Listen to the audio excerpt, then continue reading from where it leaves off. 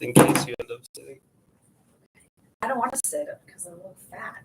No, just do it. I can crop. You want to do that? That's great. That's better. Sure. Can you see you? No. Stop. Like that. All right. Okay, I can't get. Right, sit. That's good. All right. Let's see right here. Hold on. Can you see it? All right. You can see your daddy chair. Hold on. Let me shut this. Dad chair. Daddy chair. All right. Okay. Here we go. All right. Let's do this. Let's do it, Daddy. You're live on YouTube, so you can say whatever you want. I'm going to start recording now. All right, ladies and gentlemen, welcome to the Modern American Dream podcast. I am live with Jamie Cammarata. Jamie and I have been friends for over 8. I was going to say 8 years. Yeah. Wow. We met through Keller Williams. On a roof deck in on Texas. A roof deck in Texas. We don't live in Texas. No. And our offices are right across the street from each other. So we've seen growth together as business people, right? Our kids were younger, now they're older. Crazy. Right? And we've seen each other succeed in real estate, right? And we kind of watched each other's personal growth, like ups and downs, right? So today, that's what we're talking about. Let's start with your backstory. Backstory? Yeah, like there's so many people that don't know. They don't know the Jamie C? Yeah, like give us a little. Like growing up in Framingham? Like backstory? Yeah, like as much as you could pack into a nice little, like. All right, like a little 60-second blurb? No, like more than 60 seconds. Well, like give us a little something to work with. So I grew up in Framingham, and my dad was a dispatcher. My mom was a florist. I went to Framingham State College, had to stay local. My parents worked their butt off to provide for us. A dispatcher? Dispatcher. Wow. So like when you call 911 and they're like, this is the recorded line, this is Big Bill. So, and they dispatched the police. So my dad worked for the Framingham Police Department. Wow. Worked for a florist. So she was sales. Ironically, I didn't know that when I was younger. Where? I used to watch her. Framingham? But at Barbara Mother Florist in Natick, which I don't believe is still in existence. But I, one time in my life, I have to share this now with you.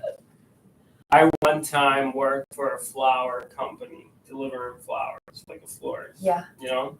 As a delivery? As a delivery boy. So I did pick up the bouquets every week. You bring them, you know, when there's a wedding, you do centerpieces. But some places, some offices that are nice, get a nice, big, heavy, like vase. It's beautiful. Yeah. So that was where my mother, Barbara Mother Florist, before the internet really came about with, you know, being able to ability then. So everything was through like a person, and that person used like a DOS system. Yeah. You know, upstairs of the store, and they were the first florists to really almost kind of comparable to what maybe Lay Fleur does here in Andover. You know, they're just very well known for high-end, beautiful flowers and accessories. And the Barbara the Florists, that's where they grew. They were small, and then they grew into a big corporation. So yeah, my mother did that. Let's see. What else? I don't know. I went to school to be a school teacher. Come on, you didn't let me finish. Oh no. The big bouquet, there's 2 places early in the morning. This is summer. I used to always have to go to summer school because I didn't do my work on time. Shocking. Yeah, so I go in to this place early in the morning, okay? 2 bouquets. There's a bunch, but there's these 2. One place is called Across. The other place is called Atlas. S's, C's, doubled up. It's fucking 6:30. Relax, everybody. I'm in high school. I don't even want this job. I go and I walk into this place that gets this giant thing, and I put down like a thing the size of that microphone. It's like this cup. It's like a little wedding center. Yeah. I get in the car. I drive to the other place. I walk in with the big fucking thing. Put it down. Drive back to the office. Loving your life now, making money. Flower delivering boy. You know what I mean? I'm driving their car. This really shitty, like, Isuzu, like, boxy thing. And when the wind blew hard, The like, car did too. fucking thing, like, it's like a box. I'm like, what the? So I get back, and the guy calls me. He goes, did you park the car? I go, yeah, I'm about to. He's like, park the car, leave the keys in the car, and walk home. And that was the end of that. That was it. That was Not it. here, not. I no, walked not home ever. and I was like, this mofo Whoa. couldn't even like tell me to go back, and Yeah, that's tough love. that was me as a kid. Now, if I were that dude now, What would you do? man, I don't know. You do the same thing. It's tough. Yeah, it's crazy. I mean, I don't know. Flowers. Flowers. Yeah. That's what they could do.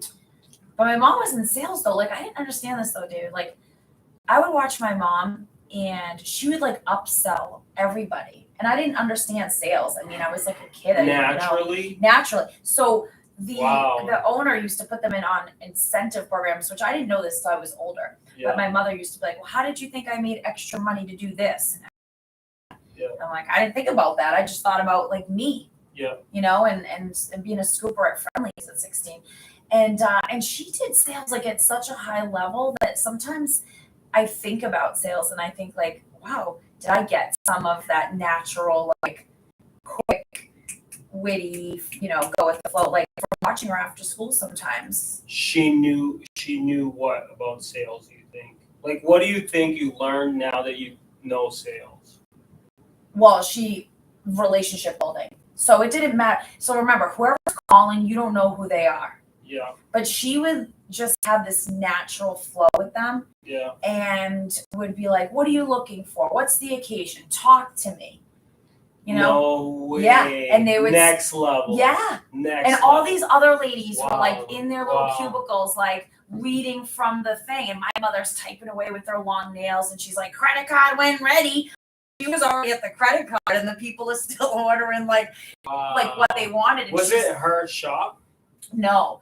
So it's so crazy. No, but she was just such a hard worker. You know, I definitely think that, you know, I get that from my parents. Like they just, the work ethic on them, they were the people that every employer wants to hire. Like they're there, they're committed. Like, you know, they're showing up. They're showing up, they're committed to you, they're lifelong workers. Yeah, and I feel like it's not like that as much these days. No. Right? Do you agree or disagree? I 100% agree. It's hard to find somebody that's going to stick with you. Yeah, I think me, a newly person, like hiring, and I want to have like 1 million people, right? That's like my dream. So many people that work in the company. And then like realizing what it really is, and like, you know, we can't all be a captain, right? But we can all be on the team. And like, it's crazy how much the smallest member of the team can affect the whole team. And team being like, I'm not in sports, but in an office environment, like it's like waves. Right. I mean, honestly, I think it's with anything. It could be a friendship circle. You know, it could be a work environment. But if you have that, we call it like a cancer, right? If you have that one cancer, it will take down the entire team / relationship / whatever you're, you know, putting it towards. And you have to be careful with that because it's really hard to make sure that you're in tune with the people that you're around. It's no different than friendships and stuff, you know? You know when somebody's having a good day or bad day, like, You just Yeah, gotta I know. agree. I think like even with friendships and like things like that, unfortunately cancer is like a crazy word, but there's no better way to describe it. Right? No, Because it's it not. could literally it feels like shit. It makes you feel horrible. It makes the Yeah. environment feel horrible. You know? Like if you don't remove it, like ready. So if you detect Yeah. it early and you do treatment or you remove it, Yeah. right, you're taking care of the problem. Yeah. When you don't take care of the problem and you know, and it's just like little over time, and Yeah. it becomes bigger and bigger and bigger, you might be able to remove the problem, but the problem has already gotten its Taking it teeth into everything else that it's just really, really, really it's like important. a real cancer if you do a biopsy. I mean, you see cancer. that's why we're calling it that. I think that that's cool. That says a lot about probably leadership, right? Let's go back to your mom and your dad, your little girl, right? Around what time did you leave your house? Oh, I was out as soon as I went to college. I was out at 18. So I went to college and I went to Framingham State, but I wanted to live on campus. Local. I worked 5 jobs to put myself through college. No. My mom and dad didn't pay for college. 5 jobs. No, my parents were like this: you're going to college. No one in our family's gone to college. You're going to college. Yeah. So in my mind, I was like, all right, we're going to college. But when it came to that, like detailed of a step, like I applied, I paid the application fees, I got into like Colby, Stonehill, like I got into major schools and then state schools.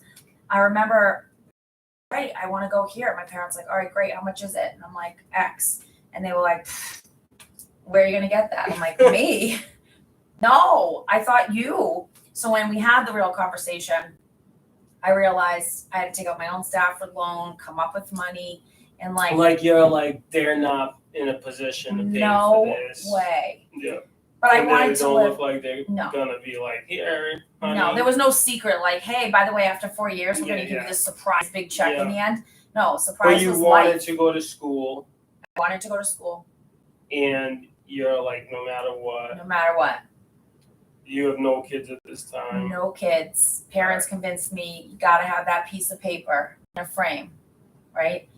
In order to be hired and to be successful in life. Like my dad. I think that you do, though. They weren't wrong, right? They were right.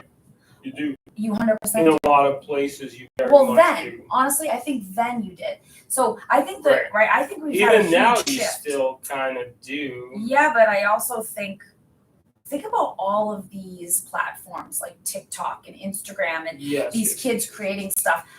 The opportunities are more, but there are still like CEOs of those companies that it would you have to have a degree. There's you might not have to, but it'd probably be like cool, you know. It might help. I don't know. I didn't go to college. Okay, well, we'll sit in the same chairs next to each other, and I got that pretty piece of paper. But I worked for that paper. I worked my ass off. And, that's like my brother, but he didn't work. He worked 3 jobs. He'd be going to school, work, back to school, back to work, school. That's it. I was like, I don't even think I had any idea of what he was doing. Right. Oh, listen, when you're doing it, by the way, you don't even know what you're doing. Like, you don't even know what you're doing. I don't know how I would get up to go to classes from like 8:20 to 10:20. Yeah. Right. And then I would have the afternoon till 4:30 till my next class, right? 4:20. Yeah. So I would go and work at like Quick Kava. It was a coffee shop, right? I pull a 4-hour shift there, get back in my car, get back on campus, take off my uniform, put on college stuff, smell like coffee and donuts, right? Take my class, go back to my dorm, throw on Vinny Testa's server stuff, haul my ass to Natick, wait tables. Next morning, get up for swim lesson class, like, teaching swim lessons. That's crazy. I was doing everything. Anything. I've never worked that hard in my life. That's crazy. Well, yeah, you have. I know I have, but not 5 jobs. Yeah, but listen, like I didn't know what I didn't know now. I didn't know that. I just wanted to make shifts. I didn't even look at it the way that I do now. We're going to talk about it going forward, in a little bit. were more like an hourly employee, and Yeah. now you're more like a value-based employee. Yeah, like my parents would be like blue collar, basic, like check the box, check in and Yeah. check out. Yeah, Right? which is also partially generational. It is. Right? Like that's what it is, you know? Yep. That's So- cool. Yeah, so it was good. So I went to Framingham State, became a school teacher. A school teacher. Yeah, 3rd grade, baby. Did you do like a year of school? No, I did 4 years of school and then I did student teaching during school. You taught kids for 4 years? I taught kids for 2000. I graduated in 2001, so then I got my first teaching job at a Catholic school in East Boston. Yeah. 37 kids to myself, half speaking other languages that I didn't understand with no assistance.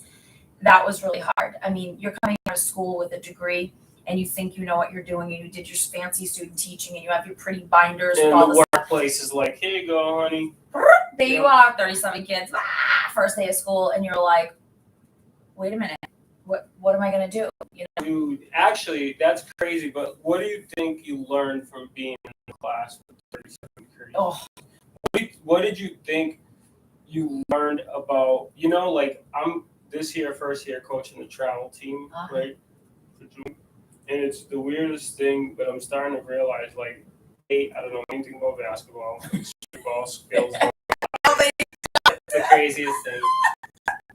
But B is like, when you're put in that position and there's people like this little team of a guy, little kids are Yep. kind of like beneath you. Yep. And now you gotta lead and coach them. Mhm. That's a really weird place to be because Yep. you start getting feelings like, am I doing this right? Am I good at, you know what I mean? So my big belief, Which is weird but I really felt like that for a moment. I feel even with coaching, right? Because I Yeah. coached the basketball for like the YMCA and Street Smarts. I'm like, oh, I played, hoops, right? Yeah. That doesn't apply. There's like strategy, there's the box, there's this, you're There's like, right? so, So I think- so much you don't So know. this is where I think that what I learned from it, but this is where I stressed out, maybe you can relate. There are 3 levels of learners, Yeah. right? There's everyone starts off with you don't know what you don't know, Mhm. right? The basic learner. And then you have like the middle learner who's like needs a little bit of aiding.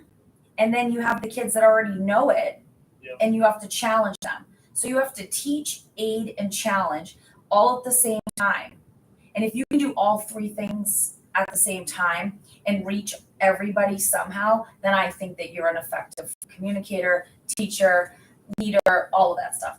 And so, that's really hard in basketball when you have kids that are like really great in advance and you have these new kids that just never touched a ball, but their parents want them to explore. That's what you're supposed Like to do. some kids need a pat on the back, but not all the Yeah. kids need a pat on the back, right? Correct. It's the Yeah. same thing. It's the same thing. So, feeling that out, I think was in East Boston, my first year of teaching, I think that was hard. Lots of tears. Like, am I doing this right? Very self-doubt.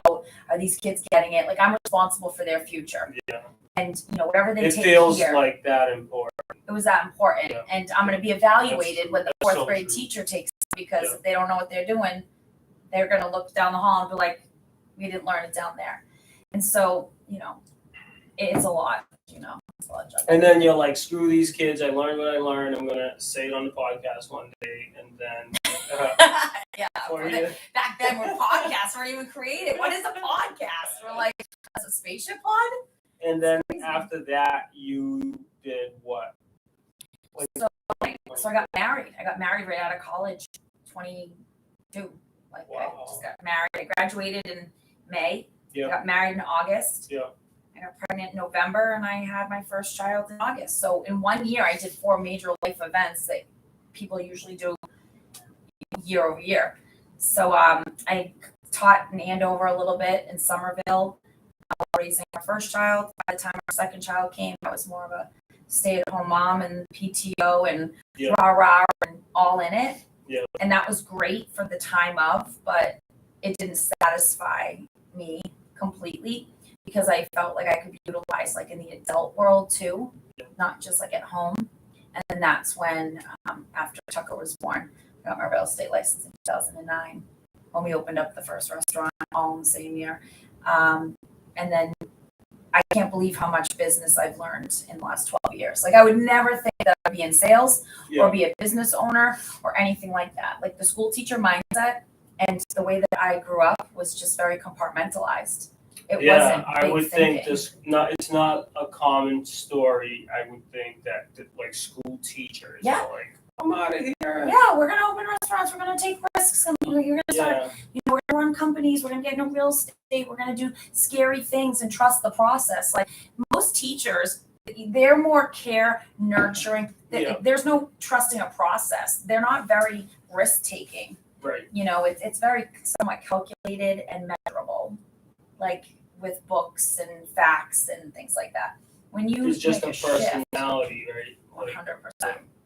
Just think about your favorite school teacher when you were younger. Like I didn't like any of my teachers. You didn't have one. Now there wasn't one badass that you were like, they're looking out for me. I don't remember much of my younger teachers, but I do remember in high school I had one teacher who taught a business entrepreneurship class.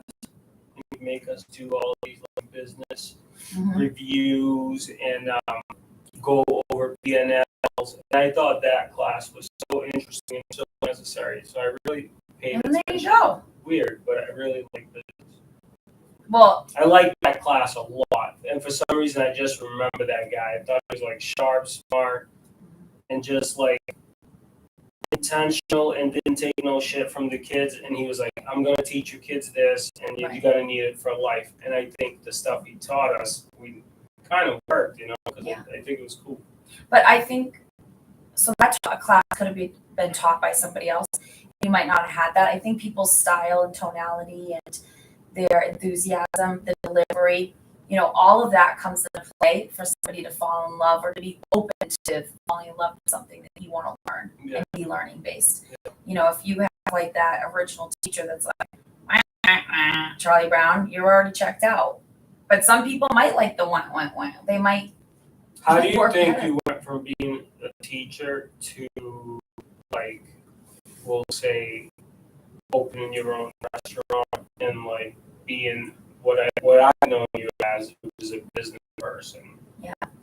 Right. I mean, I feel like you just opened a restaurant, right? You got a restaurant that you had for what? How long? So La Rosa's has been 12 years. Yeah. And La Fina's been a couple years, and now the lounge is months old. Yeah. So but I don't think that, to be honest, I have to give credit to my husband at the time because he is a big thinker. He's a risk taker. Yeah. He's always been in sales. And I was in awe of him. Like I used to watch him use street smarts from East Boston and put it into business and like get what he wants. And I used to be like how does that happen? Yeah. I felt like I was always having to take like 100 steps to get something, and he would take 2. Yeah. And so, the risk taking on that definitely fell into his category. But when we did that risk and we jumped, I jumped with him, and I felt I didn't want to let him down. So I felt like I had to learn business acumen. Like I had to understand it so that I didn't feel like I couldn't contribute. Yeah. And then I fell in love with it. And I fell in love with like taking everything I learned as a school teacher, effective communication, sending, receiving, personalities, people, and putting it into like real estate. Yeah. I was like, oh my God, where have I been? Like, why didn't I know about it? Where do you think you started learning business in your first restaurant? Yeah, 100%, 2009. Wow. I know anything really it's about pretty this. crazy that you had 12 years. I know. Crazy. We literally purchased the restaurant while I was in the delivery room. Literally, they're like, don't push for Tucker. No. Yeah, and Mike's like, Jamie, you have to sign this. I have to fax it over right now because the listing agent needed it like an hour ago and was giving us an extra hour. Yeah. There was a restaurant there, and you just purchased we just purchased the restaurant, the business. Lease or whatever. Yep, just the business. So Yeah. we don't own the building and things like. We just purchased a business that was currently there that was shut down, but all new equipment. Yeah. So it was like. Like, what was the opportunity, that you guys saw? I think that for Mike, it's business. Like eventually, creating something that you're not working in but working on, but receiving profitability, right? So knowing that his cousin wanted to move up here from Miami, and he was very well at the working in the business, which would be being a chef, creating menus, all of that stuff. Between his skill set on that and Mike's business acumen, and I'm a very detailed, organized binder system, POS system, learning it. I think we just all hunker down and use our credit cards. Like we were in debt. Like no, we were in debt. We were like, it wasn't like here's the cash. See ya. No, we were like $80,000 in debt. It was an actual risk. Huge risk. Like we were buying to open on the first day. Yeah. We were using our credit card and buying from Costco. No. Yeah. No. Yes. No. And making stuff like we. Costco and Danvers. Listen, we. Somebody took a 40-minute ride. I don't know. We were at Market Basket, like buying stuff, and it was a risk, and there was a lot of grind to it. It wasn't easy. Think about it. It didn't just like, oh, here's a restaurant, enjoy, here's all this money and fun. We have 3 in the beginning. So it's much your work. First one, you don't know shit. Jack. You It's only crazy. know what you know. I was a waitress. I worked on Boylston Street. You think you know, You think you know. but you don't know. You don't know. You think You know. don't know. You don't know. You don't know. You don't know. But we were not destined to fail. We had 3 kids. Paul had a child at the time too. So there's 4 kids involved, a legacy. There was no way that we were going to go. We were young. Worst case scenario, if we didn't succeed, what's the worst that would happen at that age, given that time and circumstance? So it's just like you and your husband, you guys open this place. With our cousin Paul, which is his cousin. So the 3 of us. We're just like, this is a good idea. Let's And take it was hard. Listen, there were like backdoor arguments. We're locking the door before we open. It's weird. In Is the a beginning lot. of a business is like a lot of fighting when the money's Yeah. tight and like things aren't chat, Yeah. cash isn't coming in the right way. You know what I mean? People, it's funny that you say this, right?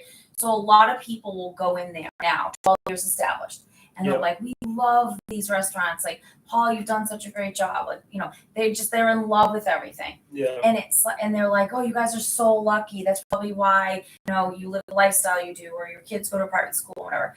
And I want to be like, let's rewind the film for a minute though. Yeah. Okay, we're looking at the finished product, kind of like when people on Facebook, you don't put your worst profile picture up. Top 10%. Who puts Top the worst 10%. picture that they took? Yeah. Get out of the shower in the morning, take that as your profile and see if they'll do that. No, Yeah. we put the one that we thought was the best picture out of all these pictures that made us feel great to put out on social media. Yeah. 100%. And so everyone just sees it for that. But behind the Wizard of Oz, curtain, it was grind. It was grind. I mean, listen, we all came from grind. Mike came from grind from East Boston, hustling. Paul was hustling. So we had that in you. You either have that grind in you, It's or hard you don't. to develop. It's that's my opinion. My opinion you gotta is want it. you Or have something to have has it in to you. cause you to want Correct. it. You don't necessarily know what it is. Correct. Right? But Right. like something. Yeah, I Yeah. think that it's innate. You're born with it, or you're born with it out of desperation because of a life-changing, altering event that Yeah. you have to do a choice. Yeah. Right. But it has to be forced, like that heavy. Yeah. Or it has to be in you. Yeah, I agree. Yeah. That's cool. Yeah. So 12 years later, Mm-hmm. somewhere in that time you joined KW, Mm-hmm. and then does anything change? Do you grow more as a person, or like? So I got into real estate at a local brokerage, independent brokerage, and learned how to do real estate. Had a great mentor, things like that.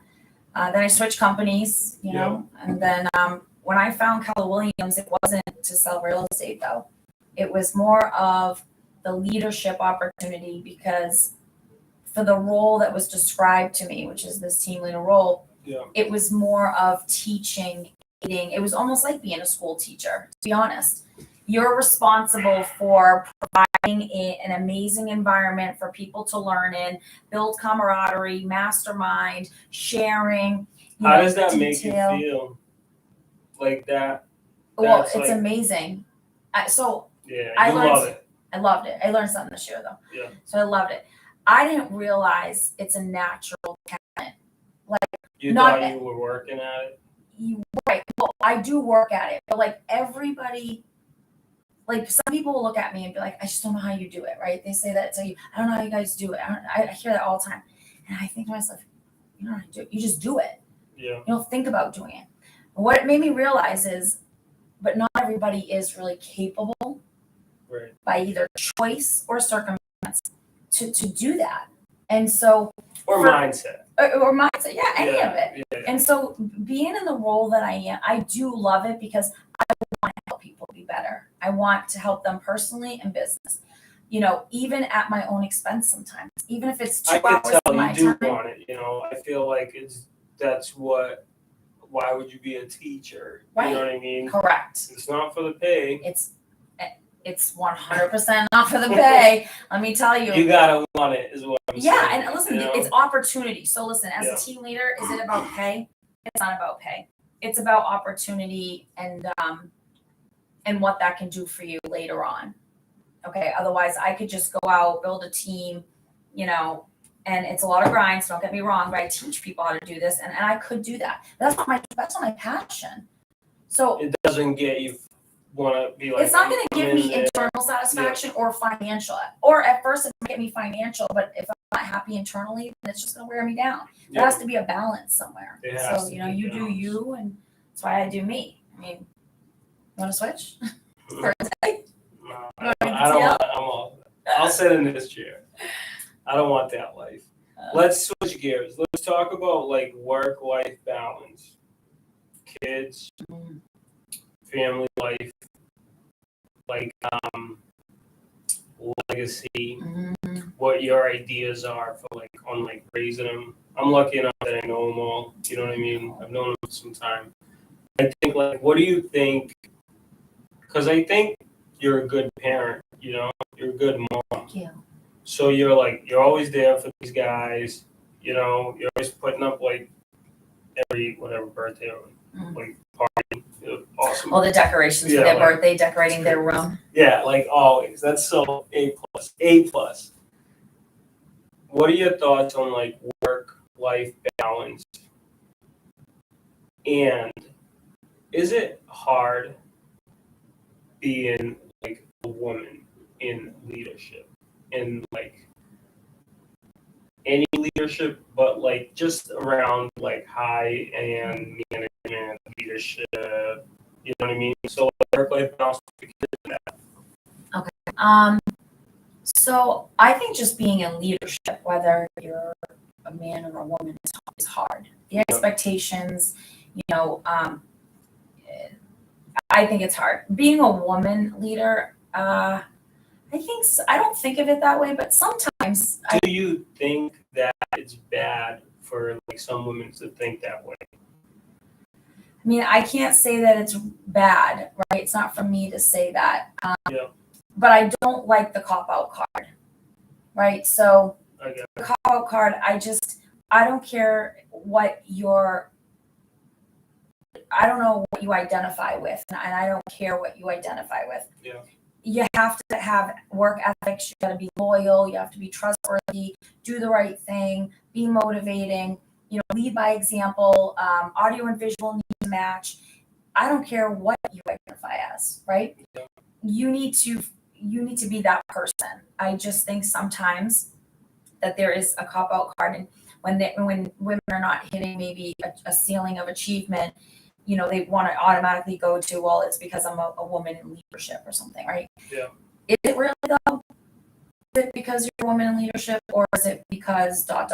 right? I don't know what the answer is, but I don't like the default. It's a different way to think about it.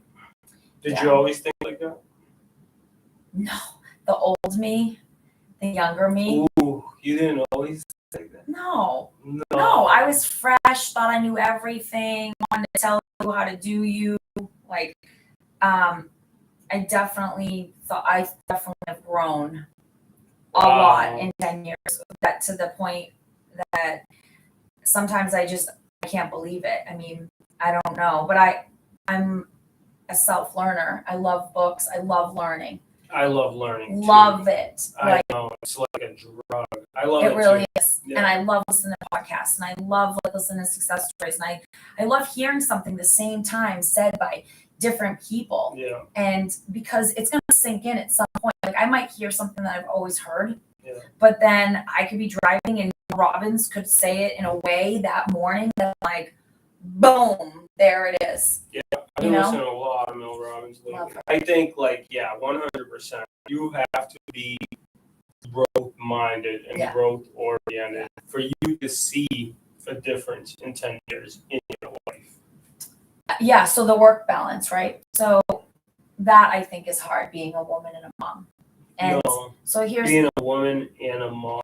Yeah. You mean like being a woman in business? Being a woman in business, I think the life work balance at home is hard. And the reason why is because for the most part, I firmly believe in most homes, and a dad could be it too, but again, this is a general statement. Yeah, don't hold back on this podcast. Yeah, I mean, we're just the glue. I feel like it's mom. It's like mom. We're like the glue to everything. We're the fixers. We're the Tylenol when you have a migraine.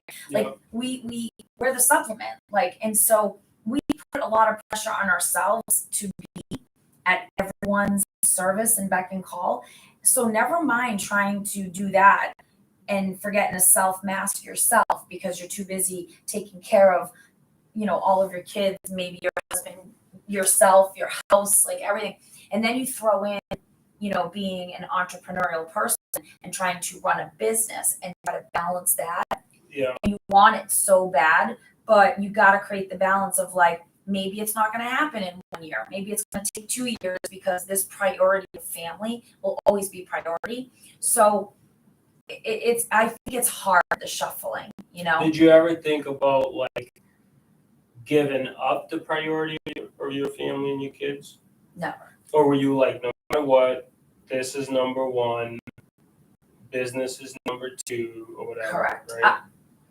Business is always number two. I mean, my 3 boys are my entire world. Yeah, I'm the same way. My world. I will drop everything. Yeah. But I also, to a degree, drop everything, meaning if there's a 911, come get me, versus, hey, my bus got here early. It's sunny out. It's 70. Come pick me up now. No, buddy, I'll be there at 5. It's sunny. You can be there, sit on a bench, play basketball, whatever. Yeah. So the balance, though, I'll tell you, life circumstances, right? So we all go through personals. I went through a divorce the last couple of years.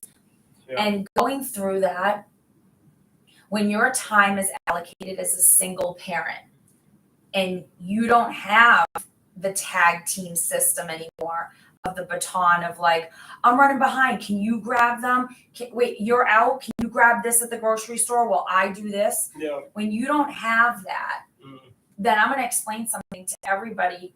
Your calendar and your time becomes so purposeful. You start saying no to a lot of things that maybe once you always said yes to, and you start really honing in, and it's scary. There's a lot of bumps and things like that, but it's an amazing ride because you're like, wait a sec, I can get all this done in this amount of time and still be able to leave to pick up my kids, to be present and not on the phone, and still get what I used to get done in a day 3-4 years ago, the way that I do now.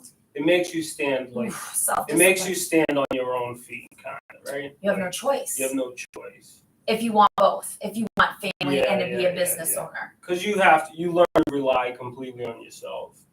Yes. And again, listen, don't be a martyr and be like, oh, I can do everything on my own. Every now and then it's your tribe. Like, who's your tribe? I have girlfriends, I have friends, maybe there's a pickup situation, maybe there's a drop off, you depend on the right people to kind of help you out when needed. Yeah, I think that makes sense. What do you think has been some of your biggest lessons, like your top 3 biggest lessons in business and in leadership?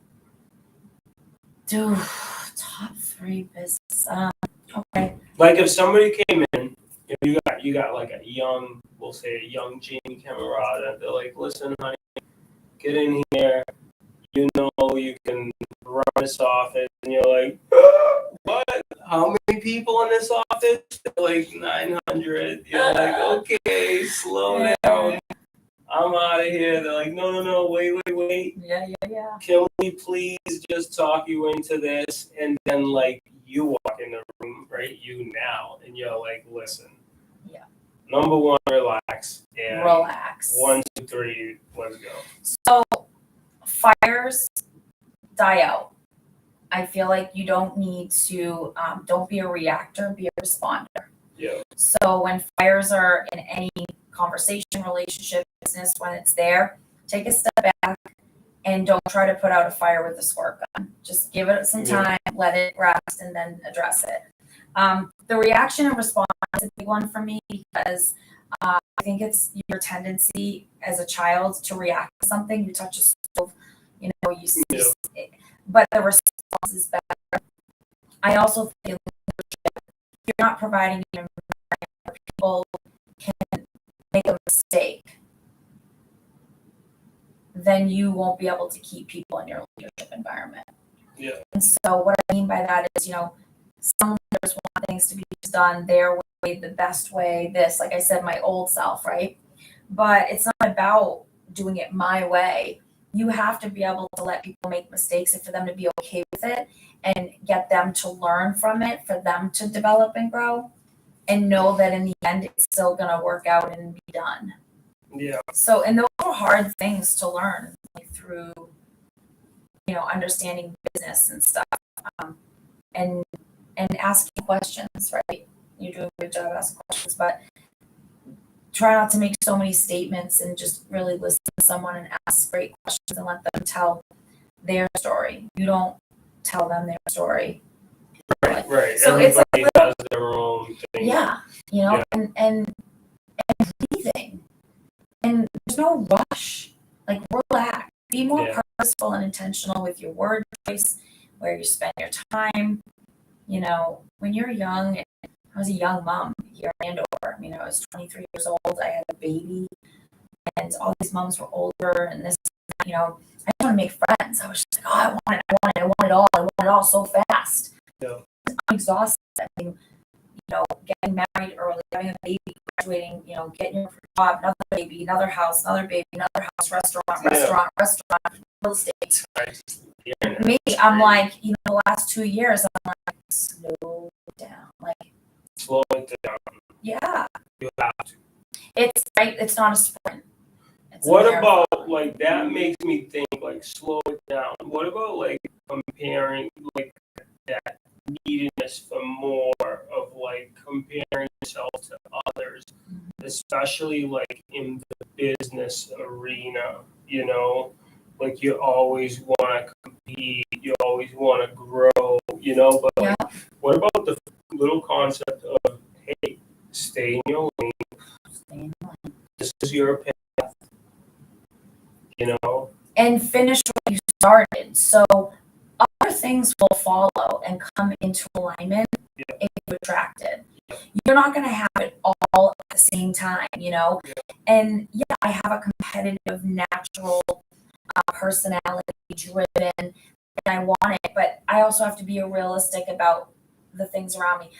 One thing I've never done to myself, to be honest, is I've never really, like, compared myself to other people. I don't know why. Like, I don't know. I grew up. All right, we didn't talk about this, so time on here. But I was in the music industry when I was younger. Yeah. And can't believe it. And so I used to have a producer back when New Kids on the Block, and Marie Starr was part of our producing team, and I cut records and sang places and went to New York and had a limo and, like, all this crazy stuff. I know. Anyway, so okay. Yeah, we'll just kind of skirt all that. All right. How old?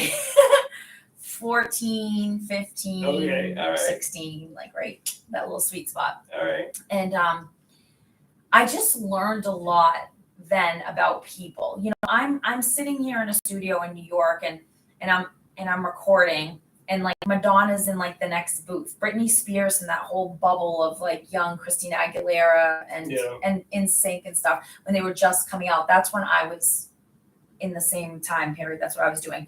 And so to have like Britney Spears around or meeting celebrities, sharing a dressing room with Meatloaf, like they're just, they pay bills, they eat, they go to the grocery store. They're no different than you. Yeah. And so I think because of that environment, I don't care if you're Tom Brady or if you're Jamie Cammarata. Like I don't.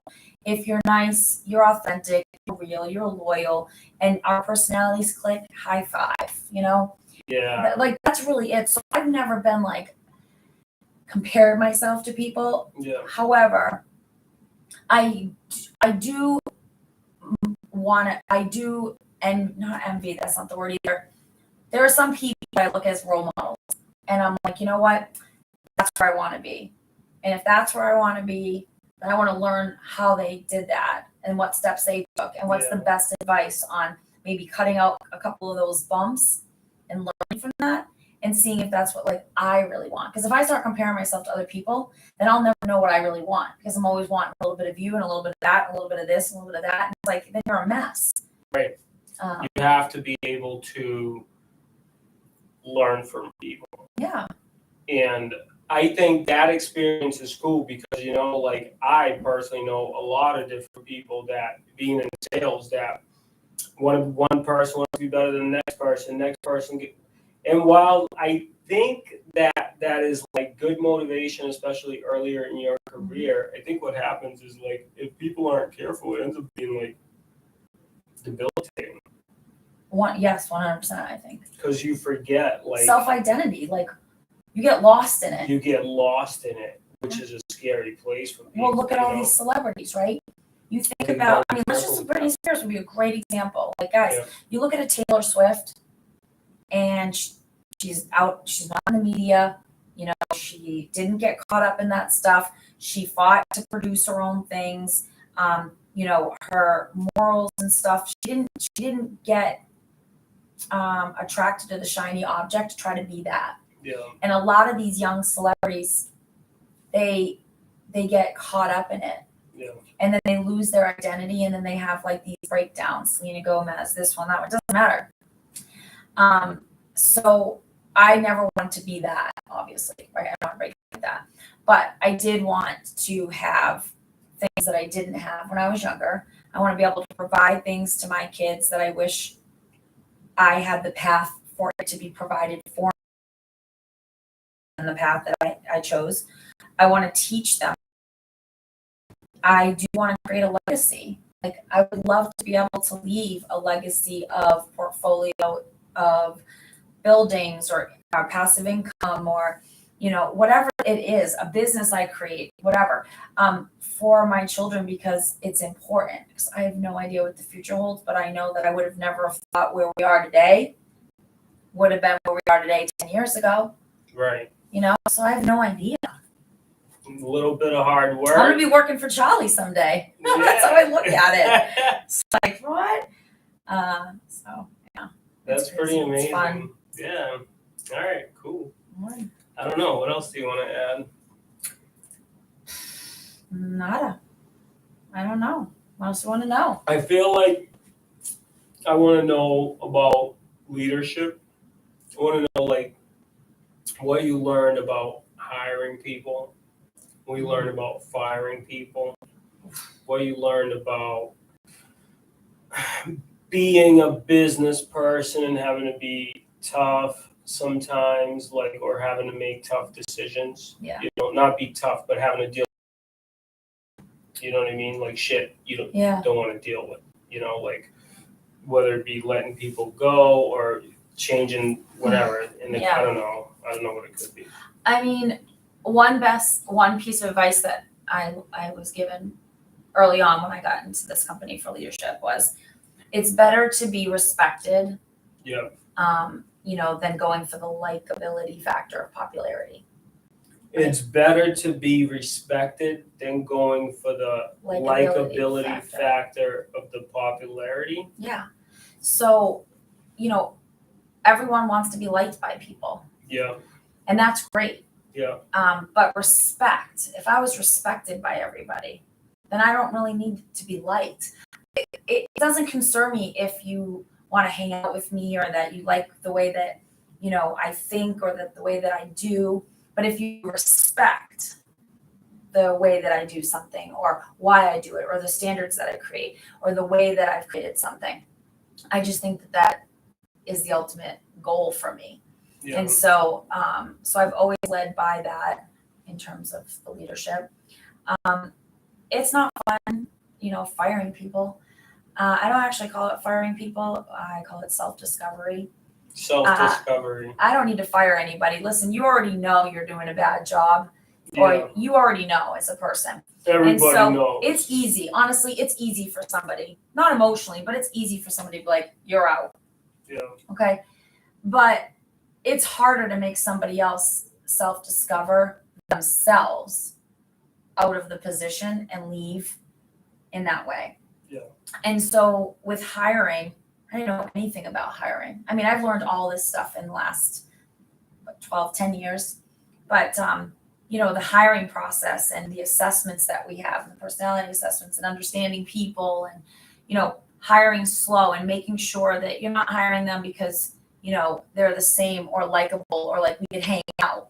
You're hiring somebody for a void that you can't do or that you choose not to do because you're putting your time somewhere else that they can do better. And do they fit that job description? Do they fit that role? Right. So sometimes that is hard because I've interviewed people where I'm like, oh my God, I love where this is going. But then when I'm asking the great questions and I'm getting to know them and I'm like, man, they don't know nothing about marketing. They don't know anything. Yeah, they're still using print shop from 1980. They're like, what's Canva? I'm like, you're out. But let's get drinks after, So I'm hiring. It's slow. It's hard. You want to make sure you attract the right people. Yeah. The letting go of people. I mean, I don't want to let them go. I want to hire people. It's the perfect hire all the time. But that's like the perfect world, right? Yeah. Which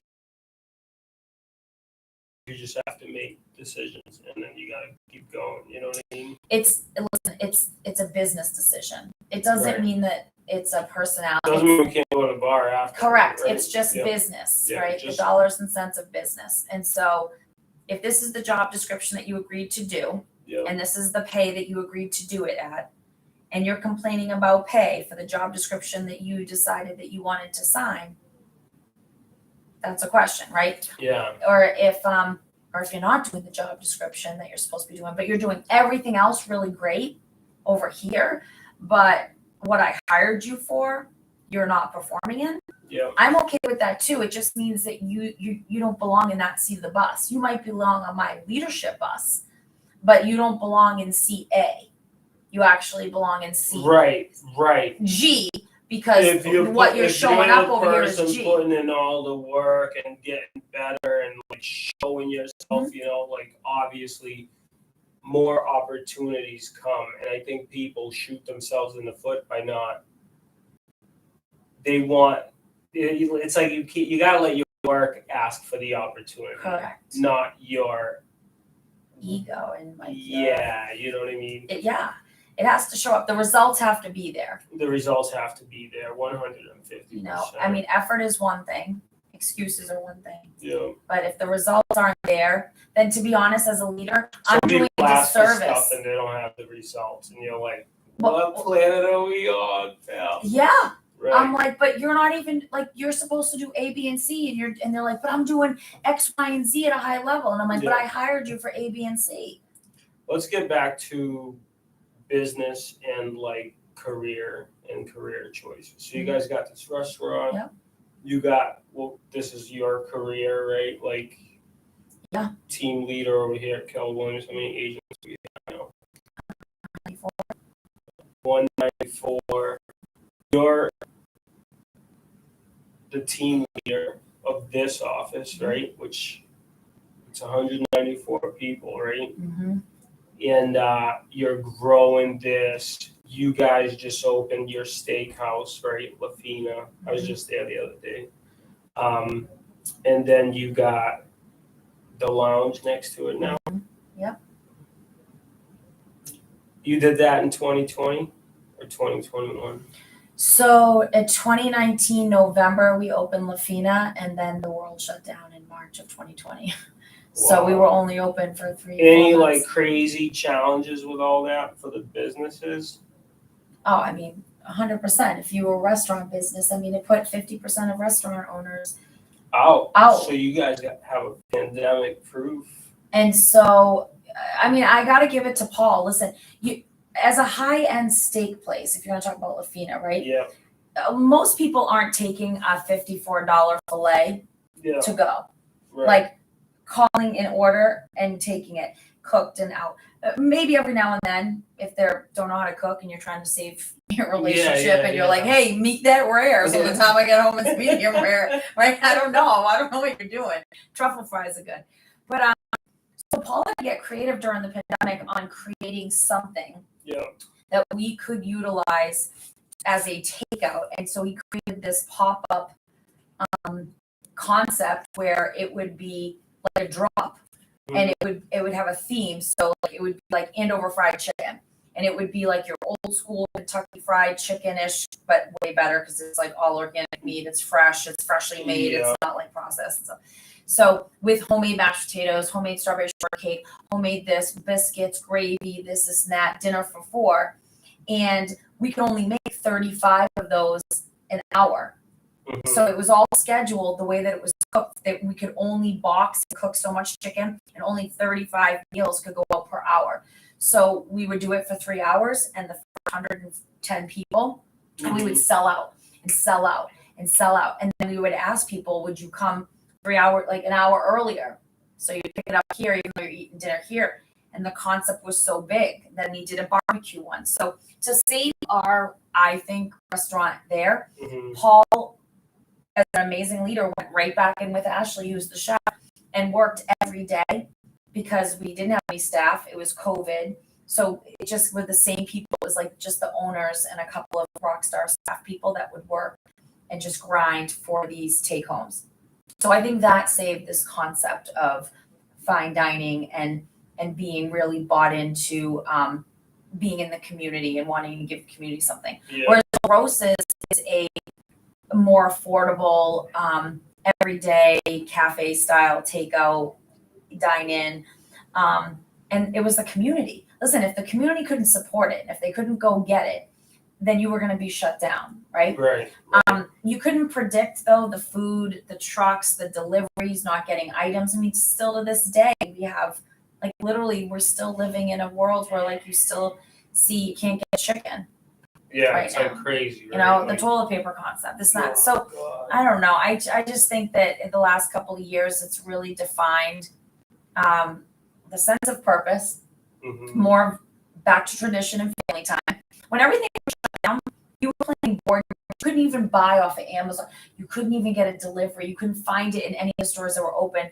Paint, board games, this, that. It brought a sense of like everyone needs to calm down and take. We're going all the time. You couldn't even drive sometimes, right? Like there was a ban. You couldn't even be on. Yeah, you couldn't be on the road after 10 or whatever. I think there's good in what happened with COVID in terms of like bringing a sense of family and people together, slowing down, Like, realizing what's important, Yeah. realizing technology grew, right? Yeah. Everything you can do with technology. So yeah, everybody's on Zoom. like Zoom. If I would have known that, we're about the Zoom stock.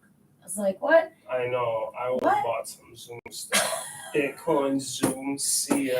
Right? My kids are talking about not on this podcast. crypto, right? Cryptocurrency. And me, I was like, I'm in. There is so much opportunity. I think, like we live probably in one of the best decades because of technology and where it is, and like you could literally make, from a money standpoint, crazy in such a short period of time.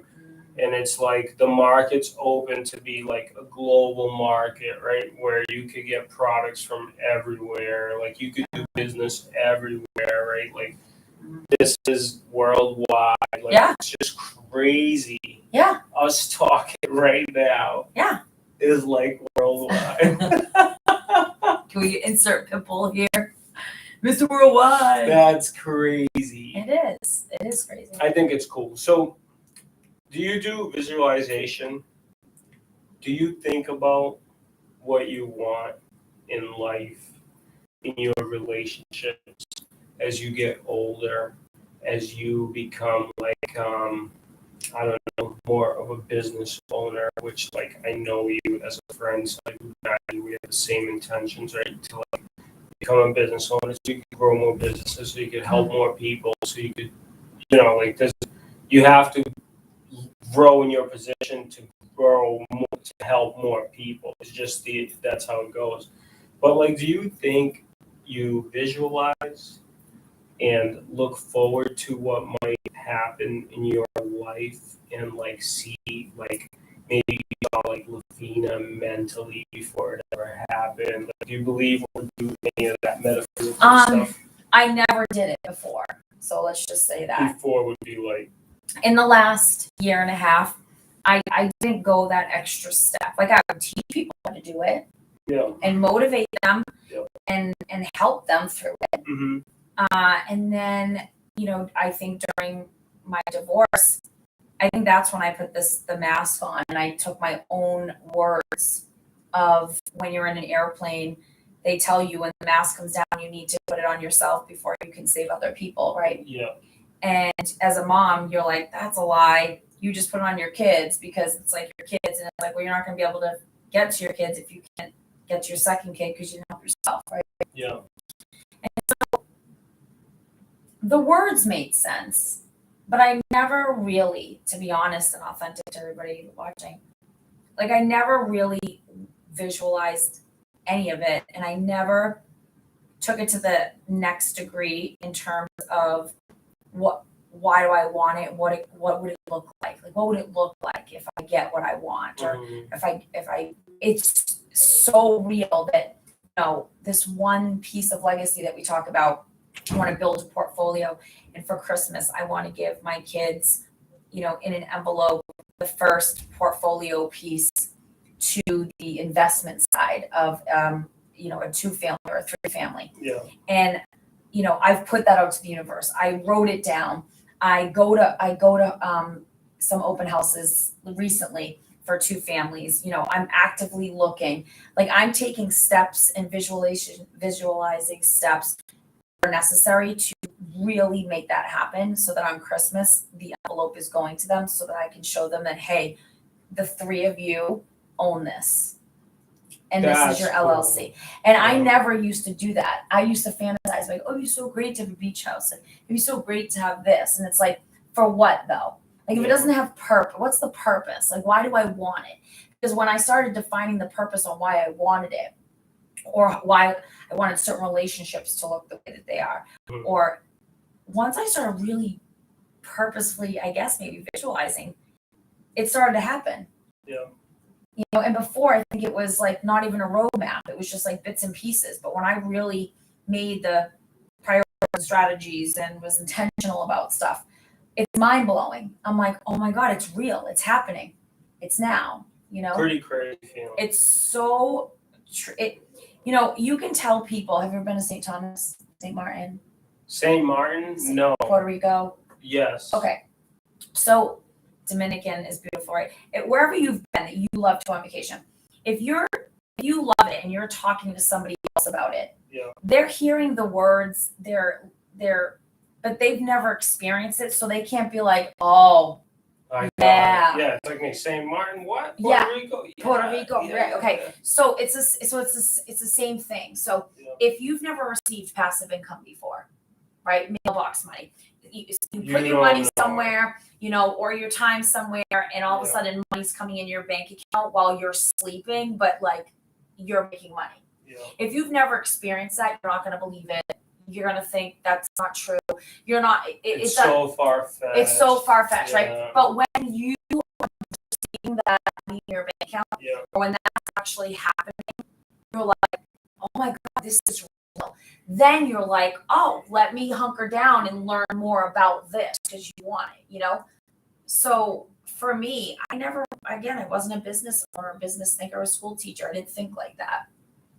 And now I want to understand the difference between certain money investments. I want to understand the stuff that I've been teaching, to be honest with you, for 8 or 9 years to Keller Williams agents about being, an investor, flipping properties, start doing it myself. Because if I'm helping other people do it and I have all that knowledge, why wouldn't I be doing it myself? Well, I wasn't doing it for myself because I didn't see the end purpose. And once I saw the legacy of how I want to create something that's never happened in my family for my own kids, and that would mean everything to me, that was the not big why, but that was the reason behind everything, the purpose. It's also probably like allowing yourself to be it's okay to think bigger. It's okay to accomplish more, and it's okay to realize that you actually can. It's true. Right? That's cool. So, what do you think, what would you want? Like a house in Florida, a house in New Hampshire? For the first investment property? No. What would you want for investment property? Yeah. And how do you think you want to live your life? Do you want to travel more? Do you want to have houses in different places? My biggest thing is not really. Do you want to have more bigger family gatherings? What do you see like that? Listen, I grew up not rich, but not poor. I mean, everybody worked in my family. Yeah. And I never want to be put in a situation where all 3 of my kids live in different states, and they're having milestones in life, getting married, having babies, graduating, whatever the milestone is, and me, because of money, or because of lack of finances, or because of lack of health, can't be there. So for me, it's, health was never crazy important to me, right?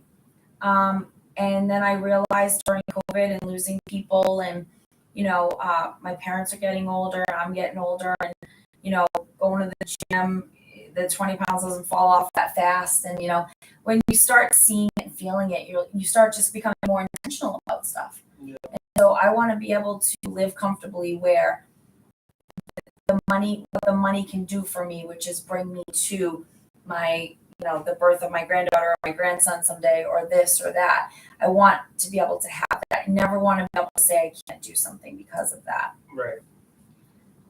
And that's a priority to me. So I think that should just help me think bigger. Because you're thinking of you don't want to. You want to be able to live your best life, basically. Correct. And you don't want that. Whether you live your best, money allows people to be more who they are, but it also allows you to have your family experience different things. And there's a certain level of financial security when you buy a multifamily, or you buy something to add to the legacy of your kids and your grandkids, right? That. And I think as you get older, it would feel nice to know that you left it to your kids.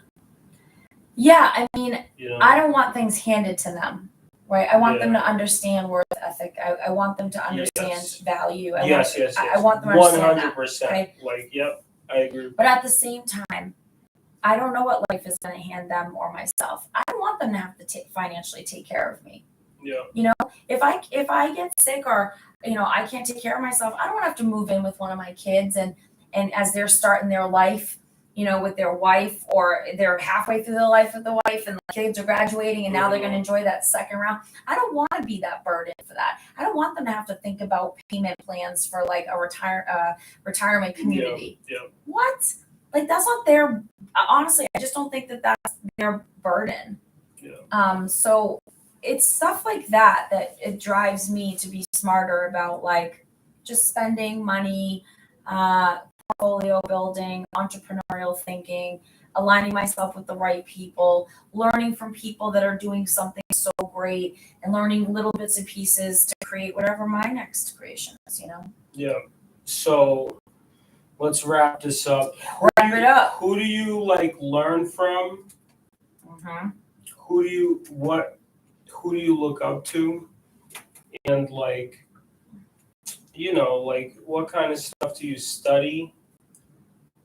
are you into like more meditation, learning, right? Like Dalai Lama stuff, like spiritual? Are you into more like financial? I think more self-healing. Self-healing? Just self right now, you know? Like being okay. Understanding in my Yeah. skin who I am Yeah. and accepting, like, you know, and really like just learning about me. Like, why am I the way that I am, and take some things into consideration, and don't be so hard on myself, and celebrating the small wins and celebrating you as a person, Yeah. you know, and don't beat yourself down about stuff. And, you know, if you want something, if you really want it, okay, well then what are the steps necessary to have it? And if you're not willing to do those steps, then honestly you don't really want it. And move on and be okay with it. And so, you know, I'm into that. Like, I love Mel Robbins, you know. So I love John Maxwell. I love certain books like that. I have to tell you, I don't watch a lot of TV. I don't watch TV series. I used to all the time. Mm-hmm. Haven't done that maybe in 10 years. It's just not my thing. I love music. It's very therapeutic for me. I love cooking. I love being with my kids, and that's it. Like, that's just where I'm at now. Whereas before, I think I was just trying to be like the jack of all trades, right? Yeah. And that's just not really what I want. I want to try to figure out a defined purpose for me and where that next journey is. And I think in order to do that, I have to look in the mirror and do some stuff like for myself and learn more about me. So that's where I'm at. That's cool. I don't meditate. I've tried. That's not my thing right now. I don't know. That's it. That's that. You want to be a better leader and better in business and better in life and blah, blah, blah. I think at the end of the day, the learning never stops, and where it's awesome is like, you know, you're an individual, but you can have a fairly balanced like family life and business life. You can. And like for me personally, I was just telling Julian this the other day. My son was like saying like, hey, listen, he asked me like, Dad, if you could go back to an age, you know, like which age would you go back to, you know? And basically what we got around to is like, I'd obviously go back to when he's a little boy, you know, because they're like so sweet, you know, they can grab their little hand, gets one thing. I'd bring it to that time, you know, that's the best, right? That's perfect time. Melts your heart. You're like, oh. But what I was telling him is, even through growing our business, I never missed. Like, I'll never be on my deathbed and regret being like, oh, I should have spent that day with my kid. I don't have those days. Oh yeah. I have like, I'm spending that day with my kid, and everything else is secondary. Because that fulfillment is so much purer long term than like anything. Yeah, you'll never be able to get that back. You'll never be able to get that time. You can't buy that. So interesting. Like, so you know, I drive Charlie to the prep on Monday, Wednesday, and Friday mornings for workout, right? Because he wants to be part of the lacrosse program. He's a freshman, and so their workouts at 6:30 in the morning. 6:30. 6:30. So we have to leave the house at 5:45 a.m. all the time. Sorry, guys. But I will say this: Charlie gets his license next February. So from February 1st on, I'll never have the car opportunity to have the one-to-one conversations that we have. Ooh, that's what I mean. And I'm telling you something. I don't wake up anymore. You know, and I started saying this in September. There's a certain day in September that this all happened, and I get to say, like, I get to drive Charlie in the morning. Yeah. You know, because I own a car. Not everybody can own a car. Not everybody gets to be a present for their kid because they're going to their job, their commute at 5:45 in the morning. So instead of being like, oh, I have to do this, have to do that, right? You get to do that. And when I started really saying that all the time and catching myself and trying this, like, you know, fun activity out that was recommended by a friend, it's so true. And so I have to say, I am up before Charlie. I spoil him. I start the car. It's nice and warm.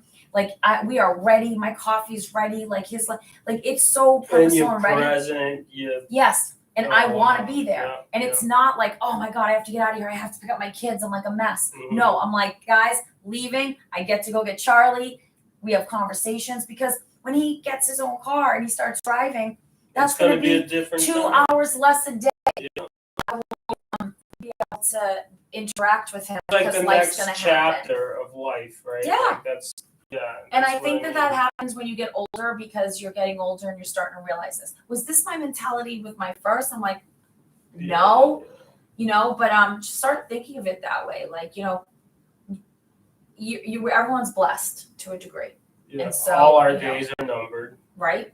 Right. And I get to do something, and you should be grateful for it. You get to make those memories. I feel like it's cool, It's cool. So I think at the end of the day, just take it easy. What are we telling little Jamie back in the day? Oh my God. Relax. Stop worrying so much. Stop worrying and stop trying to control the things you can't control. Yeah. Right? I can control my thoughts. I can control my actions, my feelings, but I can't control what somebody else is going to say, do, think, their next move, their chest move. Like, do you relax? Don't worry so much. Like, it will get done. It will work out. Yeah. Take a chill pill, Take Jill. a freaking chill pill, man. Thanks, Anyway, David. I think that that was awesome. Thanks. That was Thank you. cool. Thank you. I was a little nervous. I feel like I'm always nervous before these. I don't know why, because you would think I don't get nervous. Well, you don't. Yeah. I was a little nervous. I started going down the I slippery get a little slope of, nervous. Like I'm like, what do like this is live, but I think the best way I found to do anything is just do it. If you be yourself, you don't ever have to think twice about it. Correct. That's what I learned. What's your advice? What do you got? What's advice for the podcast? Favorite quote? Favorite leadership tactic? I mean, I love Charlie's. If it doesn't make dollars, it doesn't make sense. If it doesn't make dollars, it doesn't make sense. Right? That Operations. was my interview with Jamie. You can listen to it on our podcast. Have a great day. Goodbye, everybody. All right, so that's done. Now we're going to end the YouTube show. YouTube show goes a little longer. Yeah. I have these moleskins. Oh, yeah. That's right. I have the old one. I have the new one. Yeah. And I usually write stuff that, like, if Julian ever found this, I'd want him to read some of this. I think it would be really cool, right? So I think it's stuff that's like good life lessons, So which one do you want? Well, the old one, because we're not too far into the new. The old one? I mean, kind of getting there. It's getting there. I haven't been writing in it lately. I haven't heard anything that was so enlightening. All right, you can pick a page from 1 to 33. 27. 27? Mm-hmm. Why 27? I don't know, because Tucker was born on the 27th. All right. Usually the way I do it is like whatever feels the most right, that's the one. This is the one. When you can't find the sunshine, be the sunshine. I wrote that in August 24th, so the day before my birthday in 2018. And I picked 27 because Tucker's born on August 27th. That's right. It's a good one. I know. It's crazy. Every time I read these to somebody, it feels like it was like, it's just crazy. No, that's a good one. I'm impressed. Yeah. Rainbows and Skittles. Yeah. Be the sunshine. Don't be that rainy cloud. There's too many of those. Nobody wants 100 days of rain. No. Nobody wants 100 days. This is true. That's your next one. Nobody. Dude, I'm gonna. That's